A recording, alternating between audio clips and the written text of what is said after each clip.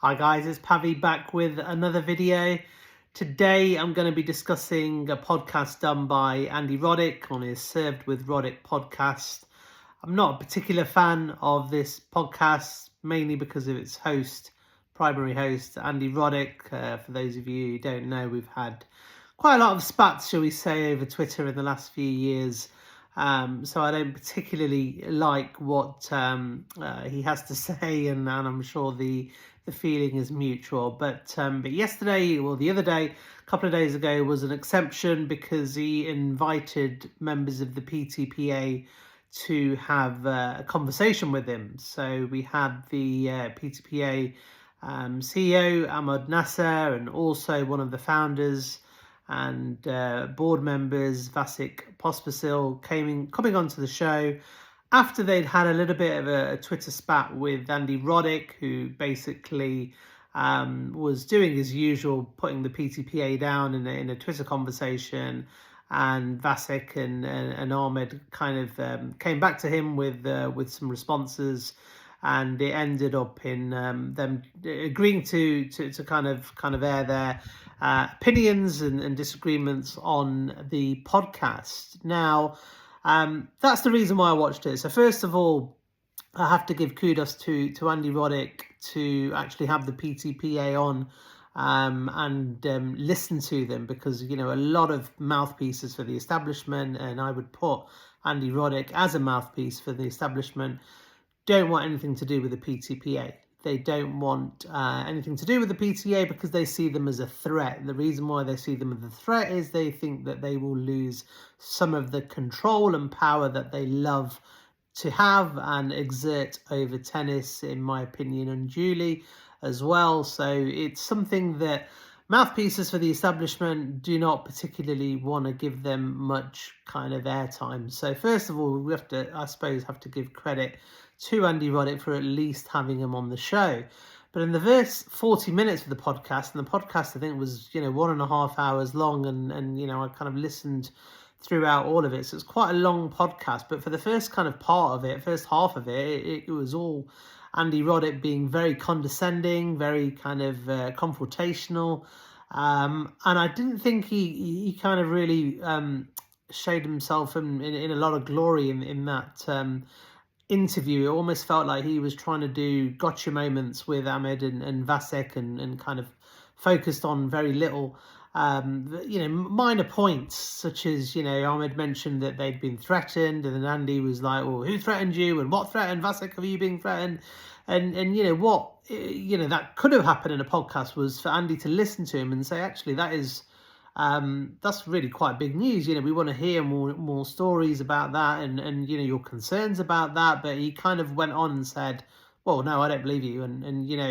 The first part of the interview was basically Andy trying to pick up little gotcha moments and showing that, Ahmed's part of this firm, that's a conflict of interest, it wasn't, he didn't put himself in a lot of glory, and I think he knows that as well. But it's Andy Roddick, and that's what he does. So I wasn't too surprised with it. And to Ahmed and Vasek's credit, they remain calm and professional and answered as well as they could do. Now, the podcast for me, from the PTPA side and from Andy's side, I think missed quite a lot of elements. So I'm going to try and kind of go through some of the bits and pieces that I would have liked for them to have discussed. For those who don't know, I'm a massive fan of the PTPA. I've been pushing for a Players Association before the PTA was even kind of developed, less than 4 years ago. So it's something that I think is very, very important in tennis, and it's important to ensure that we have a level playing field and equality, and all of the tennis players are getting what they deserve. And that doesn't matter if you're ranked number 1 or 1,000 in the world, it has to be filtered down. So the first point that I want to kind of discuss really is that there was a study done recently, I think about a year or 2 years ago, which showed from the main sports, tennis, from the overall revenue that was being generated, tennis players were only picking up around 17.5% of that revenue. Now, if you consider that to basketball players, which believed to get about 50%, and the highest are Premiership footballers, which get about 60% of the overall revenue, tennis players actually came right at the bottom of the pile in terms of the cut that they get. So essentially what that's telling you is that the big businesses, the big organizations, the big sponsors, the corporate revenues that are being generated in tennis are primarily going to the corporates, which i.e. are the establishment. So the players are missing out here. Now that isn't a problem if you're ranked 1 to 100, because those players are very, very well remunerated and get paid well. But the big problem is your players outside of your top 100, your top 150, for people that are ranked 200 in the world and are barely breaking even. Now, you look at the 200th best golf player in the world, which is also in an individual sport, and they won't be struggling to break even. They will be getting paid handsomely, and so they should be, because they are top 200 in one of the top sports. And so should tennis be. So this is one of the reasons why I think the PTPA needed to kind of come in and get the ATP and WTA and ITF and try and understand exactly where all of this revenue is going and why the players aren't getting such a big cut. So that for me is fundamental, but that wasn't touched upon at all in the podcast. So Andy didn't ask any questions as to kind of the primary aim when the PTPA kind of set up was to get a bigger share of the pot, to make sure players got a bigger share of the pot. So Andy didn't ask any of those questions. So that was something that I was a little bit disappointed in. The other one is that Ahmed mentioned that some of the players were threatened with joining the PTPA, and that's why it wasn't transparent as to who was a member or who wasn't. And Andy kind of said, well, give me examples. And Ahmed and Vasek weren't actually able to give examples. But, I can give you an example straight away in that Novak Djokovic, who was the ATP Players Council member, in 2020, there was a change in the law that the ATP set by law, and basically said that if you're part of the PTPA, you can no longer be running as the ATP Players Council. So automatically you're seeing that an ATP player is being almost targeted because he's a member of the PTPA. So, there is threats there. So, when Andy was saying, well, no, that's not the case. Again, I disagree with that and I've given you the reason why there. Now, kind of going on into the interview, John Wertheim's there and Andy Roddick's there. And you've got to remember that these people will tell you that they are for the players and, we just want everything for tennis. I can tell you, and you can look at all the receipts going over the years, these are very much ATP people. They have got very, very good jobs in the media and they are very, very well looked after. They are very prominent in tennis organizations.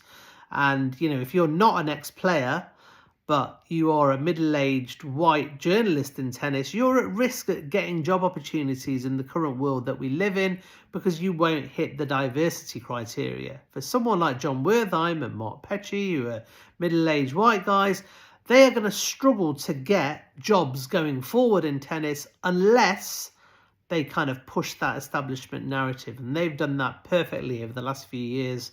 Particularly with the vaccine and the whole rhetoric against Djokovic in the last few years, and this is what they do. They can say and do what they like and say, oh no, we're very much for the players. They were against the PTPA from day one, and we can document everything that they've kind of said in relation to that. So when they say that they're on the players' side, they're not on the players' side. They're on the side of the organisations for different reasons, but primarily, in my opinion, the reasons is that they want the job opportunities to continue. Obviously, job opportunities gives you security, it gives you money, and it keeps you in a job. Okay, so that is what I think they're doing. So this is where I find the disingenuity with a lot of the tennis media. A lot of people are doing what they have to do to pay their bills, to look after their loved ones. Understandable, but they're not doing their proper jobs as journalists, which is a big big qualm that I have over journalism, because journalism is something that I really wanted to pursue. I never did it. But if I had did it, I would have made sure that as a role of a journalist, you are there to tell the truth. You are there to report independently, accurately, impartially, and also provide everything with context and balance and give two sides of the stories, which I don't think happens now. So the conversation kind of ensued.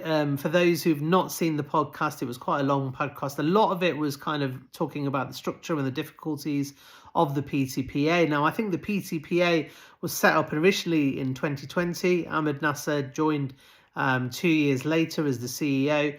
And the progress that they've made is actually very sorry, is very impressive, considering that they've only been up and running for, essentially operationally just over 2 years.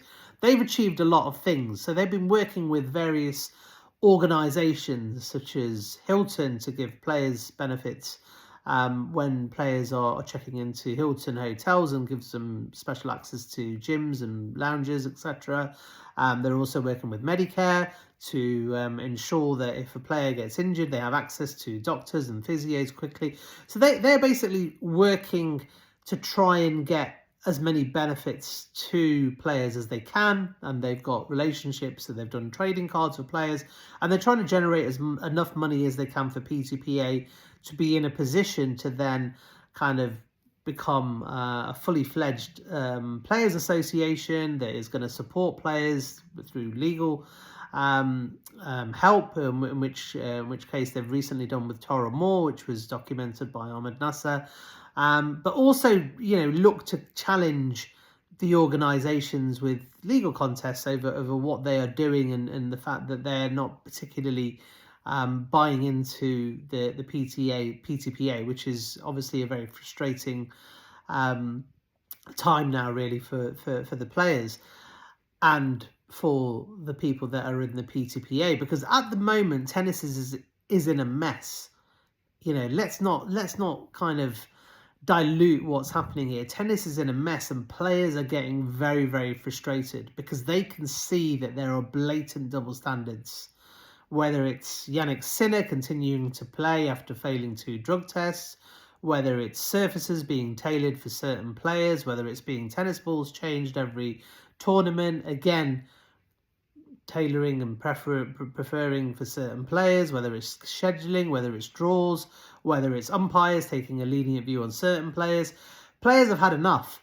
And you've seen, a number of outbursts this week in Shanghai, because players are getting frustrated because they can see that other players are getting away with doing exactly the same thing as they are. So they are disgruntled. It's not a level playing field. Players outside of the top 150, and I know many of them because we keep in touch with a lot of lower ranked players, they're disgruntled as well because they are not getting enough income from the whole revenue of tennis. So many have to either pack in tennis or they have to do 2 jobs. So as well as being a tennis player, they have to supplement their income. So there's a lot of people that are disgruntled with the state of tennis at the moment. And this is why the PTPA has now got a brilliant opportunity to really put the pressure on the tennis organisations, the ATP, the SLAMs, the ITF, the WTA, to say, we're a serious outfit, and what you are doing for the players at the moment isn't nowhere near good enough. We want to see transparency, we want to see consistency in laws and rules applied, and we want a bigger cut of the pot so that more players can enjoy the benefits of being a professional tennis player, and more players will continue to be a tennis player. So for the kind of ability for tennis to grow relies on tennis players, lower ranked players, to keep on playing. And if these players outside 300 are retiring or are only playing part time, then tennis will then start to falter. And we already know there's a big risk for tennis right now in terms of paddle and pickleball being some of the fastest growing sports in the rest of the world. So it's got a very big challenge. So tennis needs to attract as many professionals as it can to make sure it grows. Now, Andy Roddick made a couple of good points. I'll give him that. He's brash, he's obnoxious, but he does know some of his stuff. I'll give him some respect for that. And he kind of really honed in on the fact that the PTPA aren't being transparent with who are actually members of the PTPA and who are not. And Ahmed and Vasek kind of said, well, they wanted to protect the kind of confidentiality of the players who didn't potentially, some didn't want to upset the apple cart. And when it first came, they kind of wanted to kind of work alongside the organisations and felt that it was probably better if we didn't divulge who the members are. Now, this is a point that I agree with Andy. I think that the PTPA are now at the stage where they're kind of 4 years from when it was founded, 2 years from when Ahmed took over, in that they have to be transparent. So anyone who's a member of the PTPA, I think they should say they're a member of the PTPA, because what it will do is it will encourage more players to join the PTPA. And, John Wertheim was asking, well, where is the leverage for the PTPA? The biggest leverage that the PTPA have is the players. With the players, tennis doesn't make any money. That is the biggest product. In any business, you have, your main product that kind of generates the majority of income. And in tennis, it's the players. If you don't have the players, you don't have a product. So, that's, there's no bigger leverage than players. But it's also kind of public accountability as well. So if you've got these people that, if you're transparent with who are members, I think you will get more people that will then join the association. And then when you get more and more people that are then building up, then that number then gets kind of mentioned and more pressure is then applied onto the ATPA, the WTA, to say, hang on, we've got a lot of players that are joining this association. Now, you can't unionize tennis because they are not employees. They're kind of independent consultants. So it's quite a difficult kind of scenario in which they find themselves in. But everyone still has rights. You still have employer rights. You still have rights to be able to get the fair share of revenue from the work that you actually put in. And, it's important that there's a redistribution of income fairly, not just to the top players, but also that it filters its ways down to the bottom. So, these are all things that the PTPA are kind of working with, but it wasn't really mentioned in the podcast. But the point that I liked was that I think the PTPA now needs to be transparent and get the names on there and let people know how many people have joined, because I think that will then encourage more people to join, and it gives public accountability. People are there, they can say, well, it might even create a bit of friendly rivalry between players that are not PTPA and are. And what you could eventually do is you could actually have a PTP tournament. If the ATP and WTA don't want to work with the PTPA, you can actually say, well, all these PTPA players are then, we're going to have our own tournament. We're going to have our own event, a bit similar to kind of what's happening in golf with Live Golf. And you could do that lawfully, but then what that will do is that will fragment tennis. That will really then open up the eyes of the organisations to say, actually, well, we can't get the same level of revenue if half the players are playing in a different tournament. So, the PTPA now really have to start using their weapons. And this is one point that I very rarely agree with John Wertheim on anything. But this is something that he kind of said at the end of the podcast is that it's time that PTPA started to deliver on their actions. And I to some extent, agree with that. I sympathise with Ahmed and Vasek. I think it's a really difficult job. I think what they've done is they've really made a huge effort to kind of go to players' events, meet with players, talk with players. They've set up a fantastic board, a great diverse set of people from all backgrounds and races and rankings, which is important. And they've got some great people in there. Obviously Novak's are very, very passionate. He kind of prides himself on helping those in need, and he's very passionate about this. So he's part of the management setup, and Vasek's a great guy. You've got John Isner, you've got Bethany Matic-Sands, you've got Herbie Hercax. You've got some brilliant people here on the board that are trying to work with tennis to try and make things better for tennis players. So I would have liked more conversations, really, with regards to what the PTPA plan to kind of do to kind of get ATP to sit down and be transparent with all the revenues, because that's what it boils down to at the end of the day. Associations are there to protect players, but fundamentally it's there to generate more income for their players. And at the moment, tennis are not getting a fair share of the revenue in comparison to other sports. So that is the key point of the PTPA for me. And I hope going forward, they can really kind of push on to that. The other thing that they kind of touched upon but didn't really go on about is, Andy Roddick was spending a lot of time kind of criticising the PTPA and trying to look for little gotcha moments, but he should have been asking the questions why the PTPA was formed in the first place, and then he should have focused on the kind of frailties of the ATP, and that isn't the best example of that. And there's so many examples of that, but the handling of the Sinner case is absolutely abysmal. We had a one-page statement on the day that it was known that Sinner had failed these tests and was cleared by the tribunal, by the ATP. We've had no press conference from the ATP. We've had no press conference from the ITIA. And weeks and months have now passed and we've had nothing. So, there's no accountability. We don't know what they did, why they did it. All they're doing is putting out these little faceless kind of statements and letting the players kind of deal with everything. And a lot of players are getting frustrated here. They're like, well, what is going on? You got Andre Godonsi, no one's even seen him for months. The only time he's kind of perked up was when he was signing an extension to the Laver Cup with the ATP. Obviously, that's a big priority for him and for the establishment. But where is he with this Sinner case? Why isn't he asking these questions? Why was Jannik Sinner not suspended from tennis for failing 2 drug tests? Why is he still continuing to play when WADA, who are the premium drug agency for anti-doping in the entire world, have said that Jannik Sinner has committed 2 anti-doping offences? Why is he still playing? Why are they still shamelessly promoting Jannik Sinner like nothing's happened? For a professional athlete, the worst thing that can happen in your career is failing drug tests. Not unless you're Jannik Sinner, because you can carry on playing, you can carry on getting promotion. People love you. They just think, oh, we all believe this story.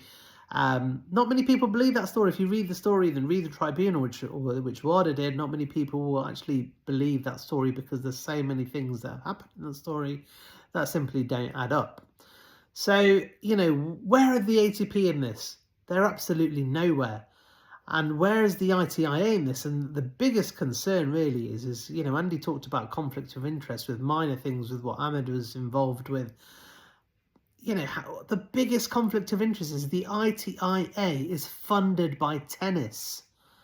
The ITIA was responsible for making a decision on one of the highest earning tennis players in the entire world, the world number 1, Jannik Sinner, the person that is on a £158 million record-breaking 10-year deal with Nike, who's sponsored by Rolex, who Rolex sponsored tennis. They're sponsoring the current Masters in Shanghai as well as a number of other Masters.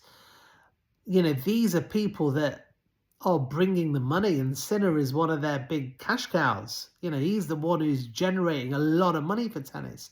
You've got the ITIA, whose wages are paid by tennis. It's funded by the ATP, the WTA, the ITF, the Slams. Of course they don't want Jannik Sinner to be suspended or banned, because that will then result in lost sponsorships. It will result in lost revenue. It would also create a really bad reputation for tennis, and it will make them look stupid for pushing and promoting someone who's failed drug tests. So you can see the reasons why they would potentially have an incentive for him not to be banned. But that is unfair for the rest of the players. It's unfair for sport, professional sports, people who are passionate for equality, for fairness, for integrity. These are all the things that I am passionate for. It doesn't matter that Jannik Sinner should be the number 1 player. If he has done something wrong, whether it was him or his negligence or his team negligence, he should be facing the consequences. He should be suspended for a period of time. The WADA have already said that for the offences that he's committed, he should be suspended for a period of 1 to 2 years.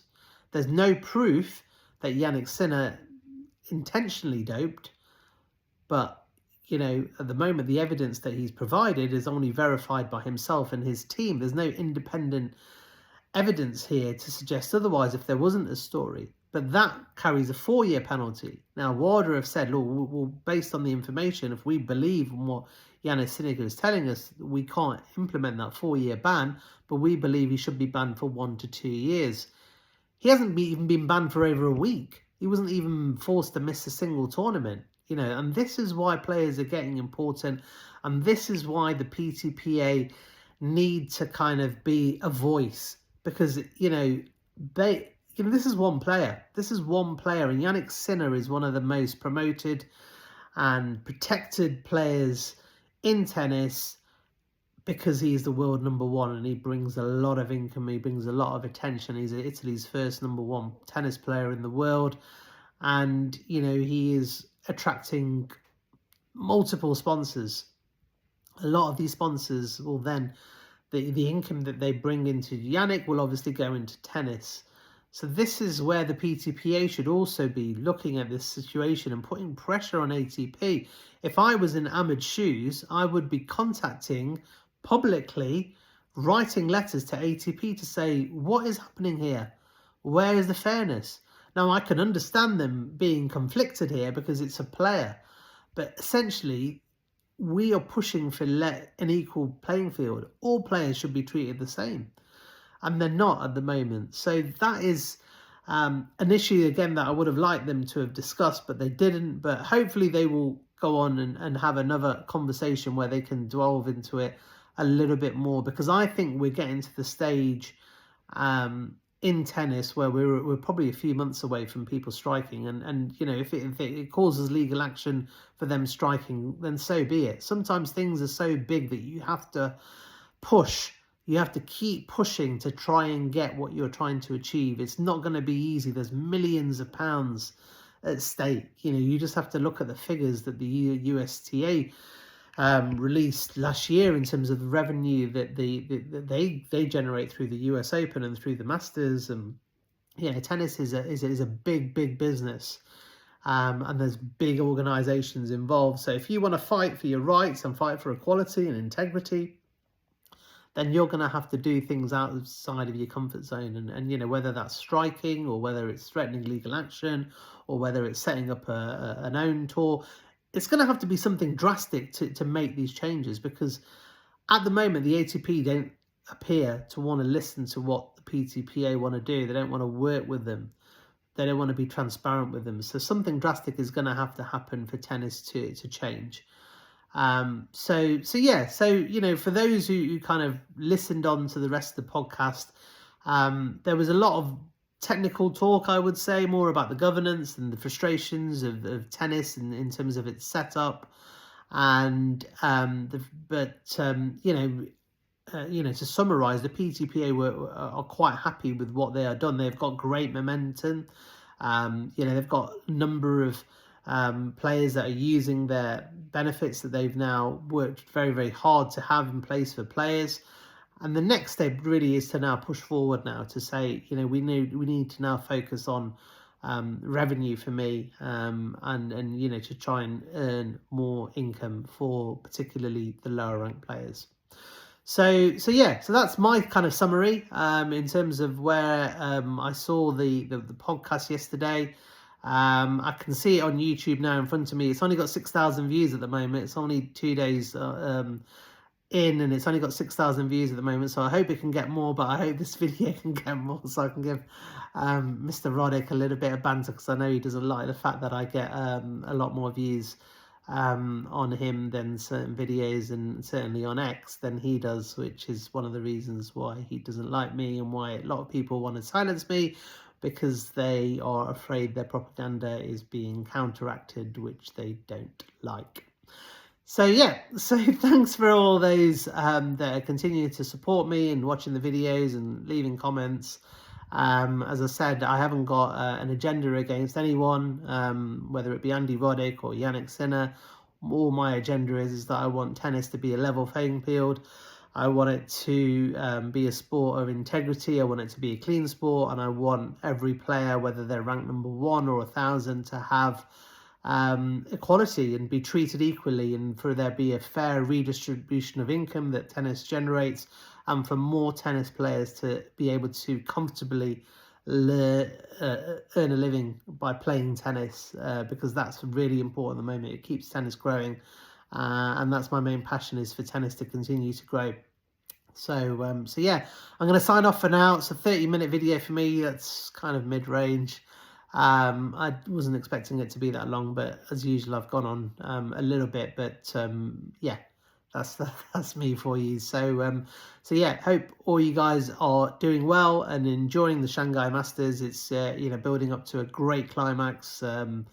Sinner, Alcaraz, Djokovic, the top players in the world are into the quarterfinals, so that promises to be a really exciting finale to this final Masters of the year, penultimate, with Paris still to come as well. So yeah, take care, God bless, and I'll see you guys for another video soon.